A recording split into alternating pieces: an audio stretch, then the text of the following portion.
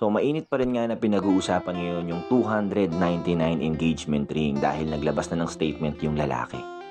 Sabi niya doon sa statement niya ay breadwinner daw siya ng kanyang pamilya at hanggang sa ngayon ipinapaaral pa niya yung bunso niyang kapatid.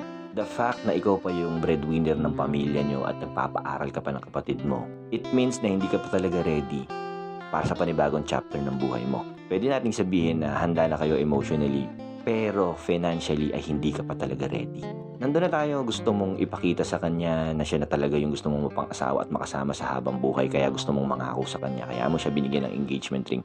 Yun nga lang, hindi siya perfect timing para mag-propose. Dahil nga sa marami ka pang pinagdadaanan at ikaw pa yung breadwinner ng pamilya nyo.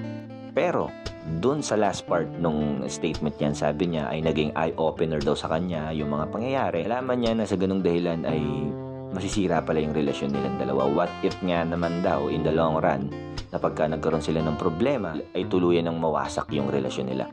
Somehow may point din naman na what if nga naman dumating yung pagkakataon na mag-asawa na sila at mas matinding problema, sumadsad yung kabuhayan nila.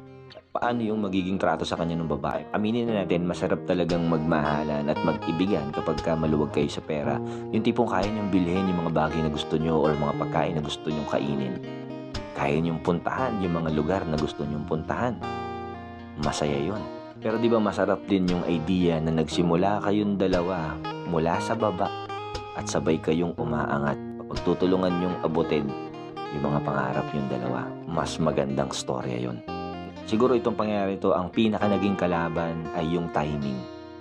Sa palagay ko, hindi pa perfect timing para mag-propose siya doon sa girlfriend niya. At para naman sa iba na talagang naghahanap ng magandang relasyon, perfectong relasyon, guess what? Walang ganon. Palaging may struggles, palaging may pagsubok.